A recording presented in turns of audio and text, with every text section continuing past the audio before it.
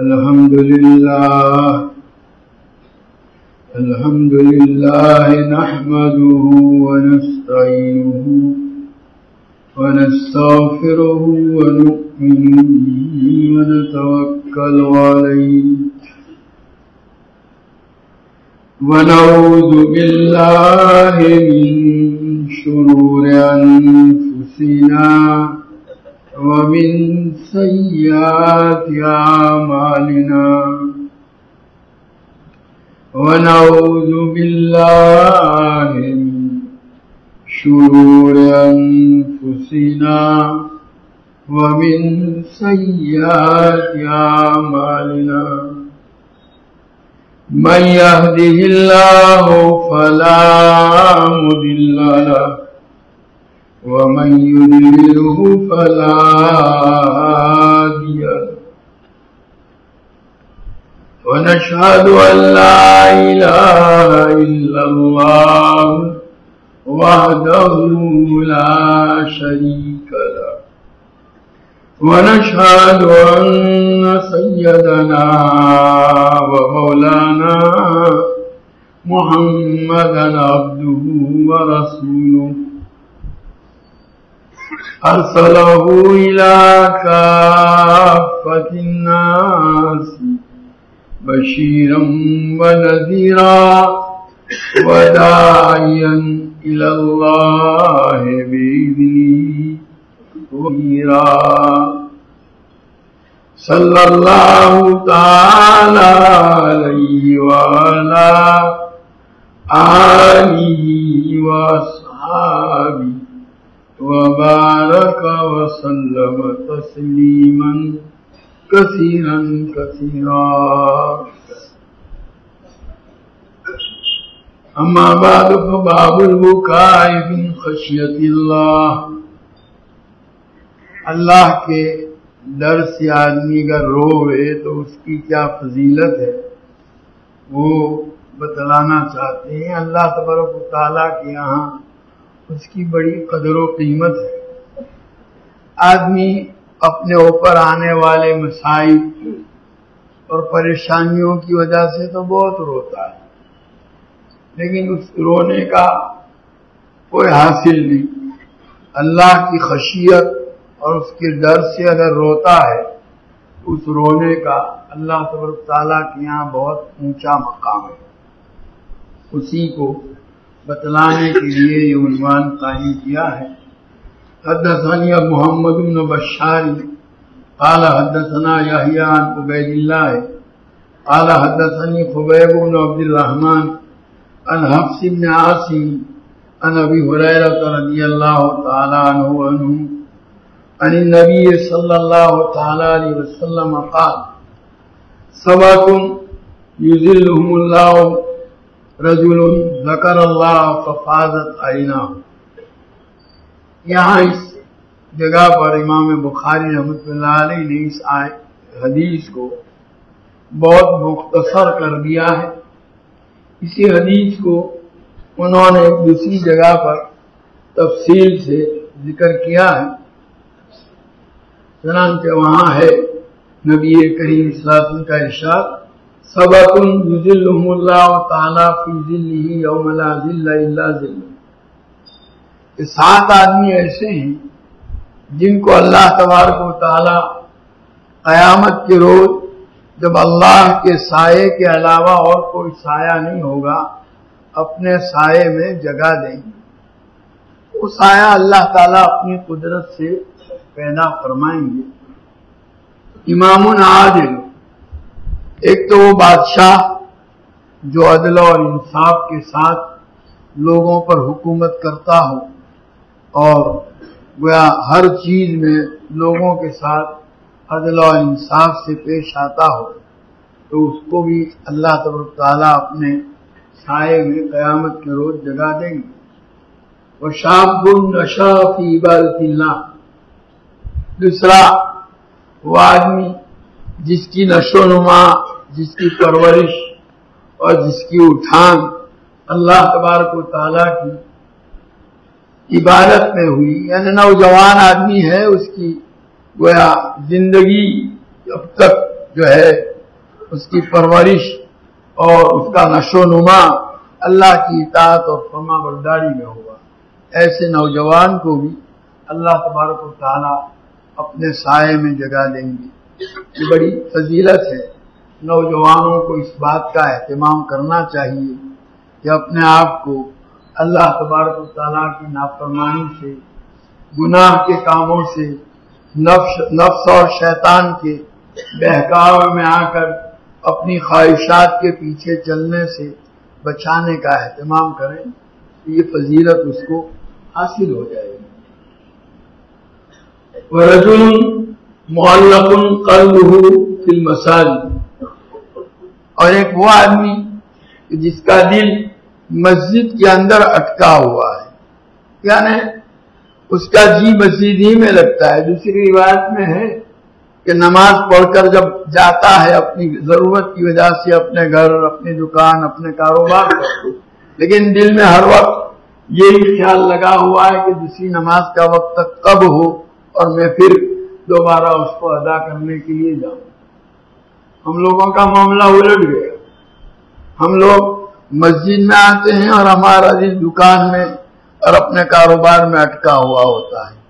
یہاں نبی کریم صلی اللہ تعالی علیہ وسلم بتلانا یہ چاہتے ہیں کہ کسی بھی کام میں، اپنے کاروبار میں، تجارت میں یا دوسرے جائز طریقے جو ہے ذریعہ معاش کے اندر مشغول ہے، اجازت دی ہے شریعت نے، لیکن اس کے ساتھ ساتھ نمازوں کا اہتمام ایسا ہو کہ جہاں نماز کا وقت ہوا، اذان کی آواز سنی، بس سیدھا مسجد پہنچ گیا اور نماز سے فارغ ہونے کے بعد پھر اگر اپنے کاروبار پر آیا بھی ہے تو ہر وقت دل میں یہ خیال ہے کب دوسری نماز کا وقت ہو اور میں مسجد جاؤں.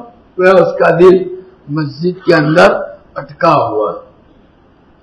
وَرَجُلَانِ تَحَابَّا فِي اللَّهِ اجْتَمَعَا عَلَيْهِ وَتَفَرَّقَا عَلَيْهِ، اور دو آدمی ایسے جنہوں نے اللہ کے خاطر آپس میں محبت کا تعلق قائم کیا، یعنی کوئی اللہ کی نسبت پر ان کی دوستی ہے، اپنی ذاتی اغراض پر، اپنے ذاتی منافع پر، اپنے ذاتی فائدے کو حاصل کرنے کے لیے نہیں، بلکہ کسی دینی مقصد سے اللہ کی رضا جوئی کے لیے، چاہے وہ جو بھی ہو، علم حاصل کرنے کے لیے. ایک طالب علم ایک استاد کے پاس رہتا ہے، طالب علم بحیثیت شاگرد کے استاد کے ساتھ محبت کرتا ہے، استاد بحیثیت جو ہے استاد کے اس کے ساتھ محبت کا، شفقت کا معاملہ کرتا ہے، اور دونوں کا یہ تعلق محض دین کے سیکھنے اور سکھانے کے لیے ہے، اللہ کے واسطے. یہ اس میں داخل ہے. دعوت و تبلیغ کا سلسلہ ہے، اس کی نسبت پر آپس میں لوگ ملتے ہیں، جڑتے ہیں محنتوں میں، ایک دوسرے کی ملاقات کے لیے جاتے ہیں، وہ بھی اسی کے اندر داخل ہے. اور بھی بہت سارے کام ہیں، رفاہی کام جو لوگ انجام دیتے ہیں اللہ کی مخلوق کو راحت پہنچانے کے لیے، بیماروں کی تیمارداری کے لیے، مصیبت زدوں کی مصیبت کو دور کرنے کے لیے. گویا اسی نسبت پر ان کے آپس میں تعلقات قائم ہوئے اور اسی خدمت کو انجام دینے کے لیے مل بھی رہے ہیں اور اسی پر جدائی بھی ہو رہی ہے. یہ اللہ تعالیٰ کو اتنا پسند ہے، اس کی وجہ سے اللہ اس کو اپنے سائے میں جگہ دیں گے. وَرَجُلٌ دَعَتْهُ امْرَأَةٌ ذَاتُ مَنْصَبٍ وَجَمَالٍ فَقَالَ إِنِّي أَخَافُ اللَّهَ، اور ایک وہ آدمی جس کو ایک ایسی عورت نے جو اونچے مرتبے والی خاندانی شریف عورت ہے، اور ایسی عورت نے اور پھر حسین و جمیل بھی ہے، اس کو دعوت دی برائی کے لیے اور وہ شیطان کے بہکاوے میں آ گئی اور اس نے دعوت دی، اور یہ آدمی اس کے جواب میں ہی کہتا ہے کہ میں تو اللہ سے ڈرتا ہوں، اپنے آپ کو اس سے بچائے. تو ایسا آدمی بھی قیامت کے روز اللہ تعالیٰ کے سائے میں ہوگا.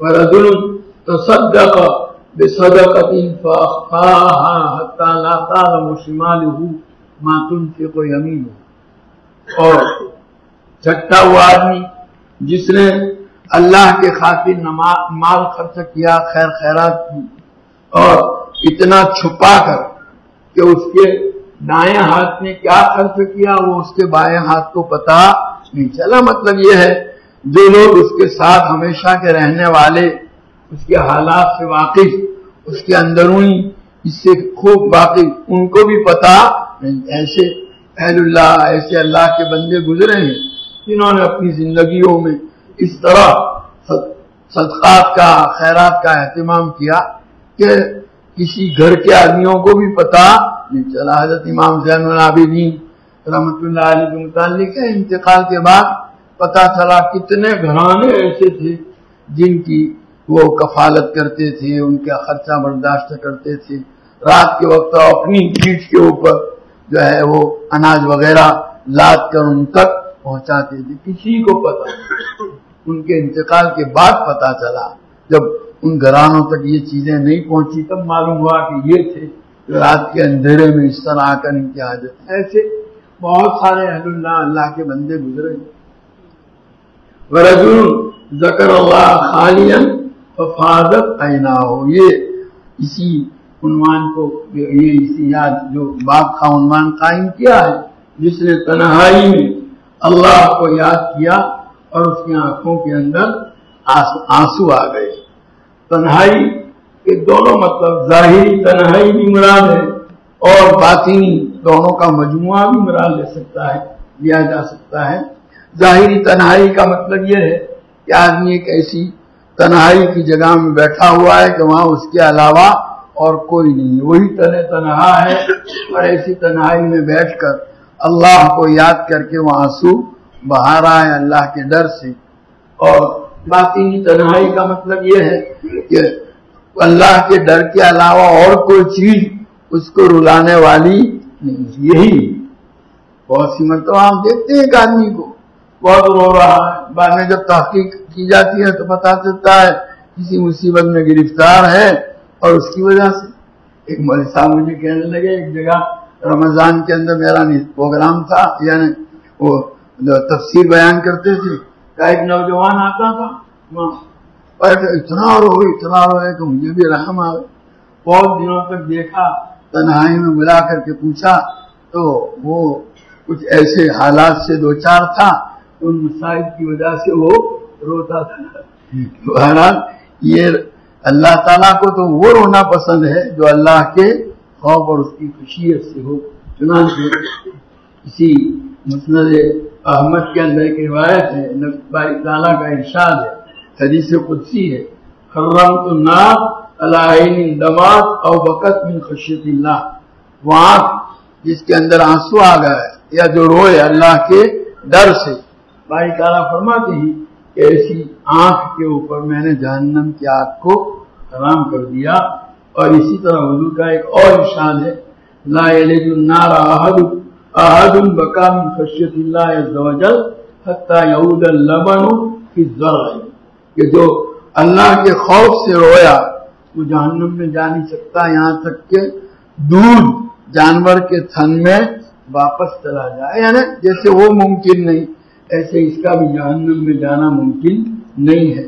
تو بہرحال یہ اللہ کے ڈر سے اس طرح رونا تنہائی کے اندر، یا خالص اللہ، چاہے مجمع میں ہو لیکن دل کے اندر وہ رونا اللہ ہی کے ڈر سے ہو، تو وہ باطنی طور پر گویا اسی کے لیے ہے، اس پر اللہ تعالیٰ کی طرف سے اس کے کا یہ اعزاز کا معاملہ کیا جاتا ہے۔ آدمی کو اپنے آپ کو ان چیزوں کا عادی بنانا چاہیے، تنہائی میں بیٹھ کر سوچے، اللہ کے عذاب کو سوچے، اس سے ڈرے، اور پھر اللہ کے خوف سے رونے کا ایک مزاج بناوے۔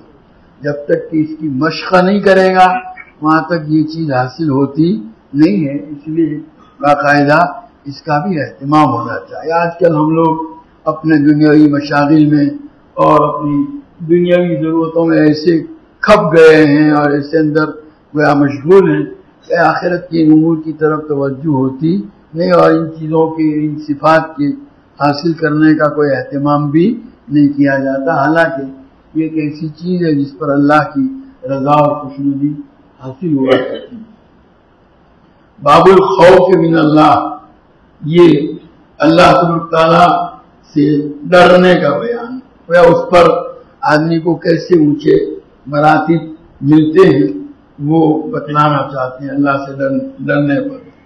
حدثنا عثمان بن ابي شيبة قال حدثنا جرير عن منصور بن ربيعي عن حذيفة رضي الله تعالى عنه عن النبي صلى الله عليه وسلم قال كان رجل ممن قبلكم يسيء الظن بعمله. نبی کریم صلی اللہ تعالی علیہ وسلم ارشاد فرماتے ہیں کہ اگلی امتوں میں ایک آدمی تھا جو اپنے اعمال کے سلسلے میں بدگمان تھا، یعنی گویا اپنے گناہوں کی وجہ سے اس کو ڈر اللہ کا لگا رہتا تھا. چنانچہ صحیح ابن حبان کی روایت کے اندر ہے کہ وہ آدمی کفن چور تھا، اس کی اپنے اس گناہ کی وجہ سے اس کو اندیشہ تھا پتہ نہیں اب میرے ساتھ کیا معاملہ ہوگا. فقال لأهلي اذا انا مت فخذوني فزروني في البحر. چنانچہ اس آدمی نے جو ہے اپنے گھر والوں سے یہ خاص طور پر تاکید کی کہ جب میں مر جاؤں نا تو مجھے آگ کے اندر جلا دینا اور میری راख کو سمندر کے اندر اڑا دینا، بہا دینا، فی یومن صائفی، گرم دن میں. یہ گرمی کے آخری موسم گرما کے جو آخری دن ہوا کرتے ہیں اس میں اپنے گجراتی میں ویشاکھنا واورا مشہور ہے. گویا ان دنوں میں تیز ہوائیں چلتی ہے، بہت تیز، گرمی کے آخری دن، بارش کے آنے سے پہلے کے وہ مراد ہے. مطلب یہ کہ جس زمانے میں سخت تیز ہوائیں چلتی ہو اس وقت میری اس راख کو سمندر کے اندر بہا دینا. اس نے کہا ففعلوا به. نبی کریم صلی اللہ علیہ وسلم فرماتے ہیں کہ اس کے گھر والوں نے بھی اس کی وصیت کے مطابق ایسا ہی کیا. فجمعہ اللہ، وہ تو اس طرح ختم ہو گیا. باری تعالیٰ نے پھر حکم دیا مٹی کو کہ بھائی اس کو جمع کر، اس کو پھر پیدا کیا. اللہ تعالیٰ کے یہاں تو حکم نہیں جائے، کن ہو جاتا ہو جاتا ہے. وقال ما حملك على الذي صنعت. جب پیدا ہو کر کے اللہ کے حضور میں پیش ہوا تو اللہ تعالیٰ نے پوچھا بھئی تو نے ایسا کاہے کو کیا تھا، ایسی وصیت کاہے کو کی کہ مجھے جلا دینا اور میری راख کو سمندر کے اندر بہا دینا. قال ما حملني الا مخافتك، کہ مجھے کہ اللہ صرف تیرے خوف نے ایسا کرنے کے لیے آمادہ کیا تھا. دیکھو اللہ کی صفات کے معاملے میں وہ آدمی جاہل تھا. حالانکہ اللہ کی قدرت تو ایسی ہے کہ ہر ایک کو منٹوں میں دوبارہ وجود میں لا سکتی ہے، لیکن اس کو اپنے گناہوں کا ڈر ایسا لگا ہوا تھا کہ اللہ کی اس صفت کی طرف سے وہ واقف نہ ہونے کی وجہ سے وہ یوں سمجھا کہ میں ایسا کر لوں گا تو ایسا کر کے اپنے آپ کو اللہ کی گرفت سے بچا سکوں گا. اسی لیے اللہ تعالیٰ نے اس کو پیدا کر کے پوچھا ایسا تو نے کیوں کیا؟ تو کیونکہ اس کی نیت اچھی تھی، اللہ تیرے ڈر کی وجہ سے. پھر اللہ تعالیٰ نے اس کو بخش دیا. تو اصل چیز جو اصل جذبہ تھا خوف خدا، اس پر اللہ کی طرف سے اس پر اس کی مغفرت کا فیصلہ ہو گیا. حدثنا موسیٰ قال حدثنا معتمر قال سمیت ابی قال حدثنا قتادہ عن عقبۃ بن عبد الغافر عن ابی سعید. اگلی روایت حضرت حذیفہ بن یمان کی تھی، یہ حضرت ابو سعید خدری رضی اللہ تعالیٰ عنہ کی روایت ہے. عن النبی صلی اللہ علیہ وسلم انه ذکر رجلا فی من کان سلف او قبلکم. حضرت ابو سعید خدری رضی اللہ تعالیٰ عنہ فرماتے ہیں کہ نبی کریم صلی اللہ تعالیٰ علیہ وسلم نے پچھلی امتوں کے ایک آدمی کا تذکرہ کیا. آتاہ اللہ مالا و ولدا، اللہ نے اس کو مال بھی بہت دیا تھا، اولاد بھی دی تھی. یعنی آتا ہو فلما حضر، جب اس کی موت کا وقت قریب آیا، قال لبنیہ ایو منکم، اپنے بیٹوں کو بلایا.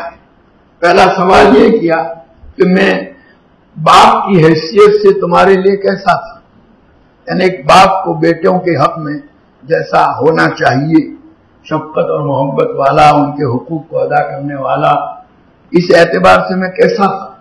قالوا خیر، بچوں نے کہا آپ بہترین باپ تھے. یعنی ایک باپ جیسے اپنی اولاد کے حقوق کو ادا کرتا ہے، ان کے ساتھ جو معاملہ کرنا چاہیے حسن سلوک کا وہ کرتا ہے، آپ اسی طرح تھے.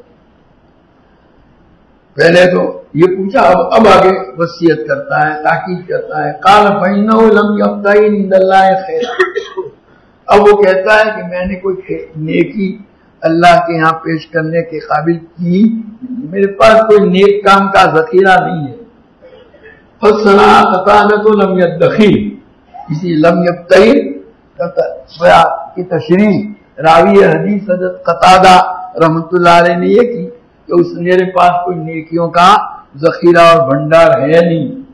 وہی اقدم اللہ یعذب ہو، اگر اللہ کے حضور پیش کیا گیا تو اللہ تعالیٰ میرے گناہوں کی وجہ سے مجھے ضرور عذاب دیں گے، اس لیے فانظروا، ذرا دیکھو، فإذا مت فاحرقونی، جب میں مر جاؤں نا تو مجھے جلا دینا، حتی اذا صرت فخما، یہاں تک کہ جب میں کوئلہ ہو جاؤں، فاسحقونی، تو اس کو پیس دینا، گویا اس کو پیس کر کے اس کا گویا پاؤڈر بنا دینا، اور قال فاسحقونی ثم اذا كان ريح مناسب، پھر جس دن میں تیز ہوا چلے، فاذرونی فیہا، تو میری اس راکھ کو اڑا دینا فضا کے اندر۔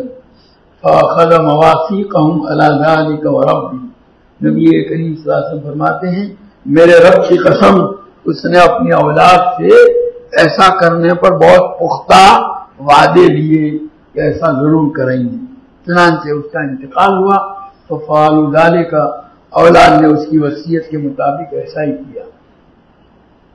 فقال اللہ کن، وہ تو یوں سمجھتا تھا کہ ایسا کر کے میں بچ جاؤں گا، چھوٹ جاؤں گا، باری تعالیٰ نے حکم دیا کن، ہو جا، فإذا رجل قائم، تو وہ وجود میں آ گیا۔ فقال اے ربی ما حملک علی ما فعلت، باری تعالیٰ نے پوچھا کہ ایسی حرکت کرنے پر تجھے کس چیز نے آمادہ کیا، میں نے ایسا کاہے کیوں کیا، اپنے اولاد کی وصیت کی تھی اور ایسا اپنے متعلق کروایا۔ قال مخافت او فرق منک، تو اس نے جواب میں عرض کیا اللہ تیرے ڈر کی وجہ سے ایسا کیا۔ فما تلافا رحمہ، اللہ تعالیٰ نے اس پر رحم فرما کر اس کی گناہوں کی مغفرت فرمائی۔ فحدثت ابا عثمان، یہ قتادہ جو اس روایت کو ابو سعید خدری رضی اللہ تعالیٰ عنہ سے نقل کرتے ہیں، وہ فرماتے ہیں کہ میں نے ابو عثمان نہدی، یہ بھی بڑے تابعی ہیں، ان کے سامنے اس روایت کو ذکر کیا۔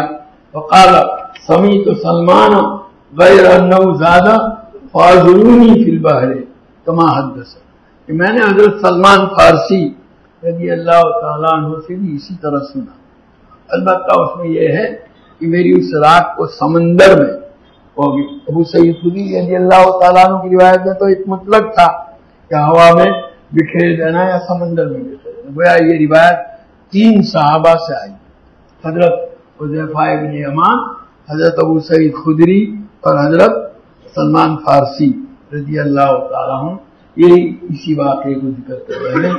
وقال معاذ حدثنا شعبۃ عن قتادہ سمیت عقبۃ قال سمیت ابا سعید عن النبی صلی اللہ علیہ وسلم۔ بہرحال کسی آدمی کے دل میں اگر اللہ کا خوف اور ڈر ہے تو یہ بھی ایک ایسی چیز ہے، ایسی خوبی ہے کہ اس کی بنیاد پر اللہ تعالیٰ معاف کر دے۔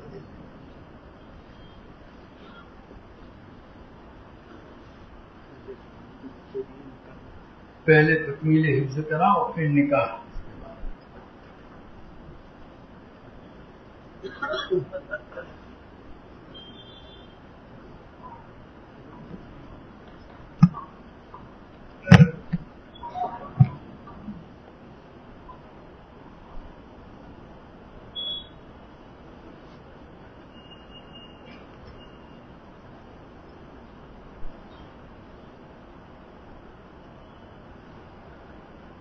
أعوذ بالله من الشيطان الرجيم،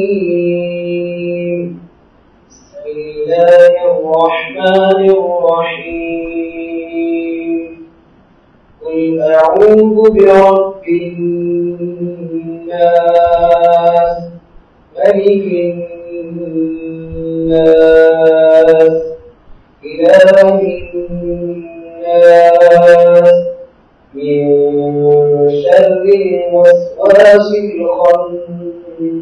الناس الذي يوسوس في صدور الناس من الجنة والناس. بسم الله الرحمن الرحيم. الحمد لله رب العالمين الرحمن الرحيم مالك يوم الدين إياك نعبد وإياك نستعين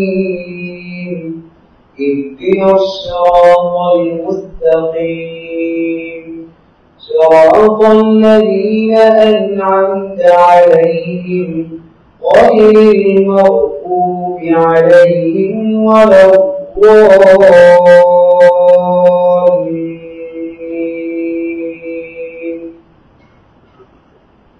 بسم الله الرحمن الرحيم. ألف لام ميم ذلك الكتاب لا ريب فيه هدى للمتقين الذين يؤمنون بالغيب ويقيمون الصلاة ومما رزقناهم ينفقون والذين يؤمنون بما أنزل إليك وما أنزل من قبلك وبالآخرة هم يوقنون أولئك على هدى من ربهم وأولئك هم المفلحون. صدق الله العظيم.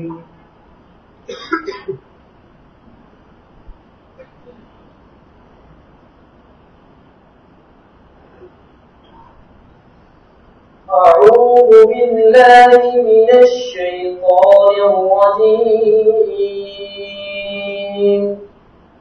بسم الله الرحمن الرحيم. قل أعوذ برب الناس ملك الناس إله الناس من شر الوسواس الخناس الذي يوسوس في صدور الناس من الجنة والناس. بسم الله الرحمن الرحيم. الحمد لله رب العالمين الرحمن الرحيم مالك يوم الدين إياك نعبد وإياك نستعين اهدنا الصراط المستقيم صراط الذين أنعمت عليهم غير المغضوب عليهم ولا الضالين.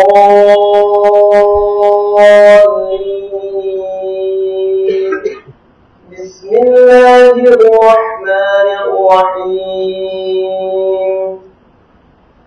ألف لام ميم ذلك الكتاب لا ريب فيه هدى للمتقين الذين يؤمنون بالغيب ويقيمون الصلاة ومما رزقناهم ينفقون والذين يؤمنون بما أنزل إليك وما أنزل من قبلك وبالآخرة هم يوقنون أولئك على هدى من ربهم وأولئك هم المفلحون صدق الله العظيم.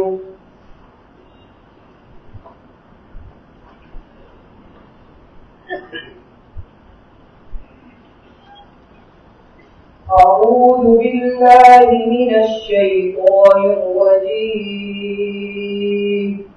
بسم الله الرحمن الرحيم. قل أعوذ برب الناس ملك الناس إله الناس من شر الوسواس الخناس الذي يوسوس في صدور الناس من الجنة والناس. بسم الله الرحمن الرحيم. الحمد لله رب العالمين الرحمن الرحيم مالك يوم الدين إياك نعبد وإياك نستعين اهدنا الصراط المستقيم صراط الذين أنعمت عليهم غير المغضوب عليهم ولا الضالين.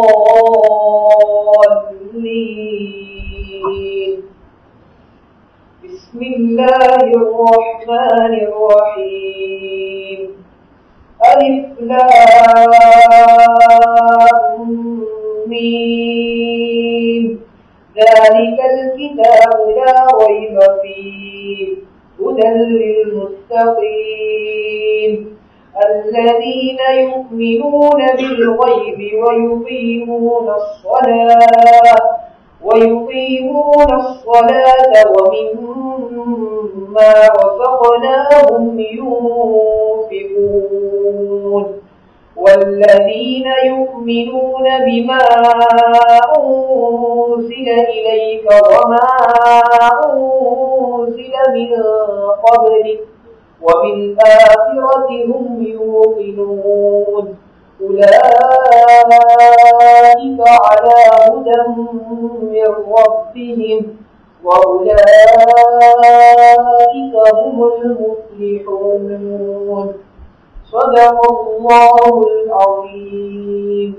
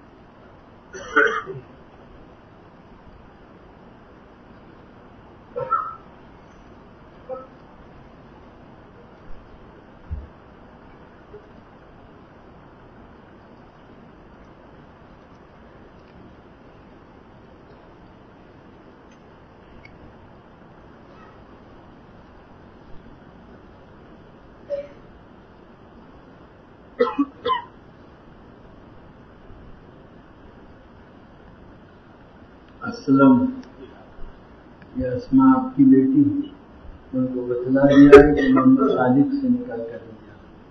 مہر فاطمی نقل ہے.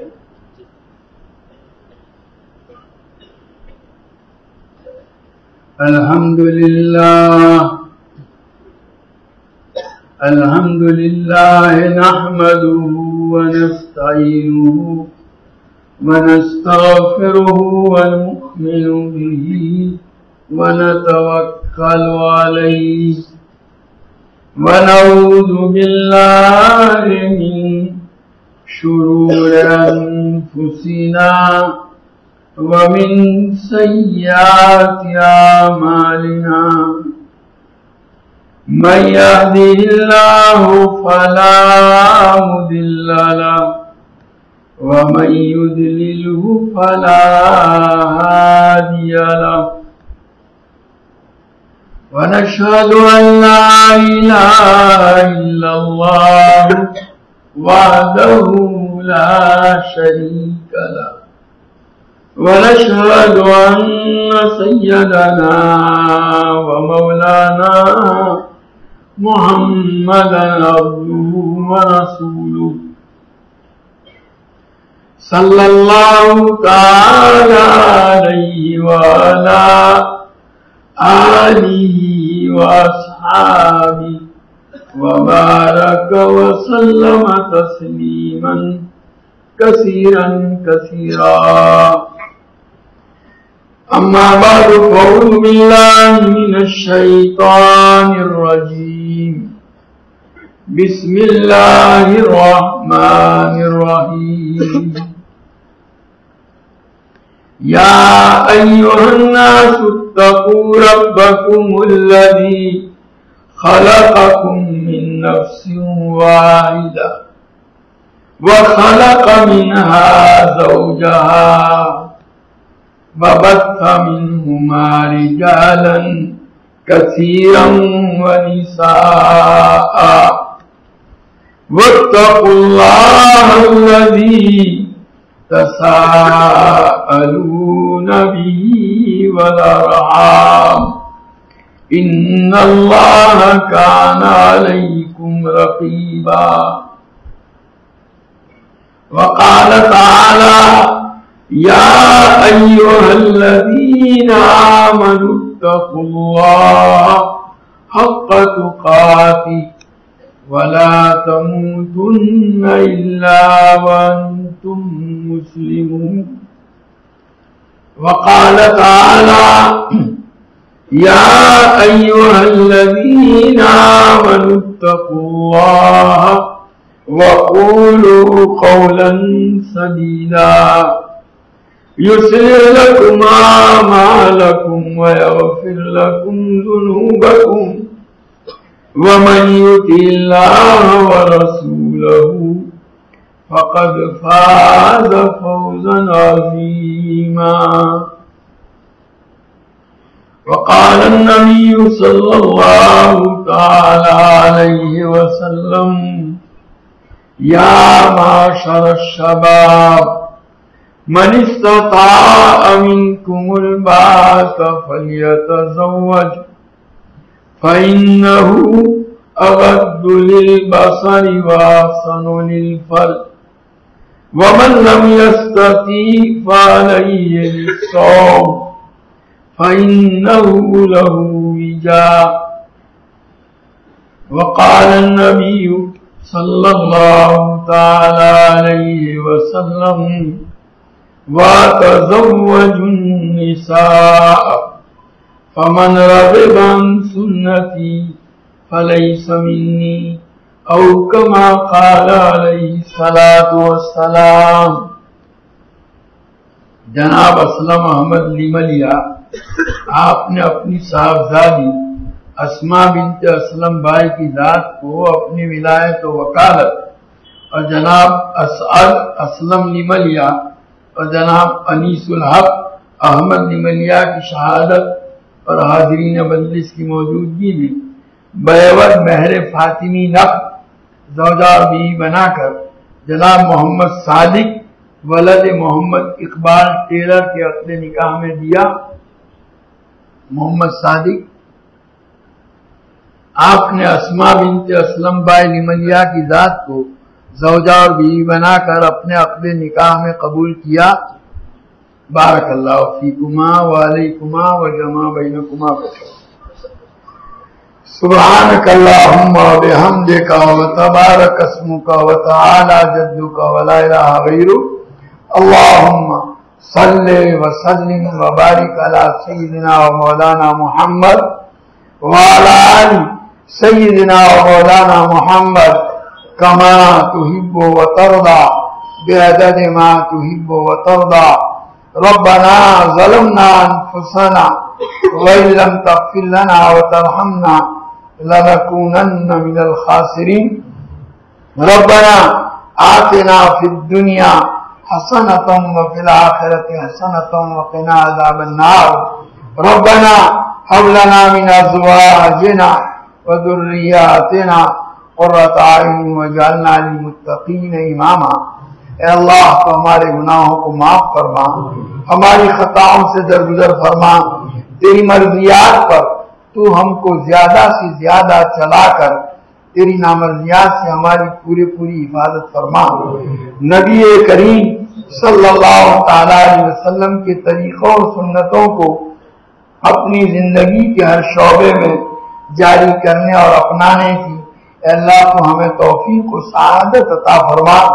حضور اکرم صلی اللہ تعالی علیہ وسلم کے طریقوں کی محبت اور غیروں کے طریقوں کی نفرت ہمارے قلوب کے اندر ڈال دے۔ اے اللہ تمام رذائل سے ہم کو پاک اور صاف فرما کر محاسن اخلاق سے مزین فرما۔ تیری معرفت و محبت کے انوار سے ہمارے قلوب کو منور فرما، تیری یاد سے ہمارے دلوں کو آباد فرما۔ دعا میں ذکر اور دعا میں طاعت کی ہمیں توفیق عطا فرما۔ تمام اعمال میں اخلاص، اتباع اور احتساب کی کیفیت نصیب فرما۔ ہمیں ہمارے اہل و عیال اور تمام متعلقین کو اے اللہ صحت، قوت، عافیت، سلامتی، دنیا آخرت کی بلائیوں سے مالا مال فرما۔ ہماری تمام ضرورتوں کی اپنے خزانہ غیر سے کفالت فرما۔ ہمیں کسی کا محتاج و دستنگر نہ بنا۔ ہماری روزیوں میں برکت و وسعت عطا فرما۔ اے اللہ تو ہماری اولادوں کو عقائد حقہ، علوم نافعہ، اعمال صالحہ، اخلاق فاضلہ سے آراستہ فرما۔ برے اخلاق، برے کردار و گفتار، برے عادات و اطوار، بری صحبتوں، برے ماحول کے برے اثرات اور برے لوگوں کی بری عادتوں کا نشانہ بننے سے ان کی پوری حفاظت فرما۔ اپنی شان ربوبیت سے اے اللہ تو ان کی تربیت فرما کر ان کو ہماری آنکھوں کی ٹھنڈک، ہمارے دلوں کا سرور، ہمارے لیے صدقہ جاریہ اور ہماری امیدوں سے بڑھ کر کے بنا دے۔ اے اللہ اس مجلس میں جن 3 بچوں نے حفظ قرآن پاک کی تکمیل کی ہے ان کو بے انتہا قبول فرما۔ اللہ جس طرح ان کے سینوں کو قرآنی الفاظ سے تو نے مزین فرمایا، قرآنی علوم و معارف سے بھی ان کو مالا مال فرما۔ قرآنی اعمال صالحہ کا ان کو اہتمام نصیب فرما۔ قرآنی اخلاق فاضلہ سے ان کو آراستہ فرما۔ دن اور رات کی مختلف گھڑیوں میں زیادہ سے زیادہ قرآن پاک کی تلاوت کر کے اس کا حق حفظ ادا کرنے کی ان کو توفیق و سعادت عطا فرما۔ اے اللہ حفظ قرآن کی تکمیل پر جو وعدے اور بشارتیں تو نے اپنے حبیب پاک صلی اللہ تعالی علیہ وسلم کی زبان مبارک سے دی ہیں، ان بشارتوں کو ان بچوں، ان کے والدین، ان کے اساتذہ، ان کے مربیوں، ان کے اہل خاندان کے حق میں پورا فرما۔ جنہوں نے بھی اپنی اولاد کو اے اللہ حفظ میں رکھا ہے ان کے لیے حفظ کی تکمیل کو آسان فرما۔ اے اللہ اس نکاح جو یہاں ہوا ہے اس میں بھی بے انتہا خیر و برکت عطا فرما۔ زوجین میں آپس میں مودت و رحمت پیدا فرما۔ ہر ایک کو ایک دوسرے کے حقوق کی ادائیگی کا زیادہ سے زیادہ اہتمام نصیب فرما کر آپس کی حق تلفیوں سے ان کی پوری حفاظت فرما۔ نیکی اور بھلائی کے کاموں میں ہر ایک کو ایک دوسرے کا معین و مددگار اور گناہ اور برائی کے کاموں سے ایک دوسرے کی حفاظت کا ذریعہ بنا۔ اللہ ازدواجی زندگی کی حقیقی خوشیوں سے ان کو مالا مال فرما کر خوشگوار اور قابل رشک ازدواجی زندگی عطا فرما۔ اے اللہ اس نکاح کو نگاہ و شرمگاہ کی عفت و عصمت و پاکیزگی اور اولاد صالح کے وجود میں آنے کا ذریعہ بنا، ان دونوں کی روزی میں بھی برکت و وسعت عطا فرما، اور نکاح کی نسبت سے جتنی خیر اور بھلائی نبی کریم صلی اللہ تعالی علیہ وسلم نے مانگی اور بتلائی ہے ان کو عطا فرما، اور نکاح کی نسبت سے جن شروع اور برائیوں سے پناہ چاہی گئی ہے اللہ اس سے ان کی پوری حفاظت فرما۔ اے اللہ ہمارے بیماروں کو صحت کاملہ عاجلہ مستمرہ عطا فرما، مقروضوں کے قرضوں کے ادائیگی کی شکلیں پیدا فرما، پریشان حالوں کی پریشانیوں کو دور فرما، حاجت مندوں کی حاجتیں پوری فرما، قید و بند میں محبوسوں کو رہائی نصیب فرما، مقدمات میں محفوظوں کو بری فرما، جو جس مصیبت میں گرفتار ہے اللہ اس سے نجات عطا فرما، بے گھروں کو گھر عطا فرما، بے سہاراؤں کو سہارا عطا فرما، بے روزگاروں کو روزگار عطا فرما، بے اولادوں کو اولاد عطا فرما۔ اللہ جن کی اولادیں نافرمان ہیں ان کی اولادوں کو تو تیرا اور ان کے ماں باپ کا مطیع و فرما بردار بنا کر ماں باپ کی آنکھیں ٹھنڈی فرما، جن کی اولادیں شادی کی عمروں کو پہنچ چکی ہیں صالح جوڑ عطا فرما کر ان کے نکاح کی صورتیں پیدا فرما، جن کی ازدواجی زندگیاں تلخی کا شکار ہیں اللہ ان کو ازدواجی زندگی کی خوشگواریاں عطا فرما۔ اللہ حضور پاک صلی اللہ علیہ وسلم کا امتی جہاں کہیں بھی ہو اس کے ایمان و اسلام کی، جان و مال کی، عزت و آبرو کی، اہل و عیال کی، تجارت و زراعت و کاروبار کی، ہر چیز کی پوری حفاظت فرما۔ اے اللہ پورے عالم میں امت محمدیہ جہاں کہیں مظلومیت کا شکار ہے اس کی بھرپور نصرت فرما، ظالم کے ہاتھ کو ظلم سے روک دے۔ اے اللہ شیعیت اور رافضیت کے اے اللہ شر ان کی سازشوں اور ان کے غلبے سے عالم اسلام کی حفاظت فرما۔ اے اللہ اس ملک میں شاعر اسلامیہ کی پوری حفاظت فرما۔ اے اللہ مسلم پرسنل لا کی حفاظت فرما، پرسنل لا بورڈ کی اے اللہ کوششوں کو اے اللہ اس کی مہم اور اے اللہ اس کی تحریک کو بھرپور کامیابی عطا فرما۔ اے اللہ اس میں ذرہ برابر دخل اندازی کا اللہ حکمرانوں اور ججوں کو موقع نہ دے، ان پر اپنی عروب اور ہیبت ڈال دے، اپنے خصوصی فضل کا معاملہ فرما دے۔ اے اللہ ہم سب سے راضی ہو جا، اپنی رضامندی والی زندگی ہمیں عطا فرما۔ اللہ تیری ناراضی والی زندگی سے ہماری پوری حفاظت فرما۔ اللہ تیرے حبیب پاک صلی اللہ تعالی علیہ وسلم نے جتنی خیر اور بھلائی تجھ سے مانگی ہمیں اور پوری امت کو عطا فرما، اور جن شرور اور برائیوں سے پناہ چاہی اس سے ہماری اور پوری امت کی حفاظت فرما۔ اللہ اس مجلس میں شریک تیرے تمام بندوں اور بندیوں کی جائز اور نیک مرادیں پوری فرما، جو مانگا وہ بھی عطا فرما، مانگنے سے رہ گیا وہ بھی عطا فرما۔ آج تک تجھ سے مانگ کر کبھی محروم نہیں ہوئے، اب بھی اور آئندہ بھی محروم نہ فرما۔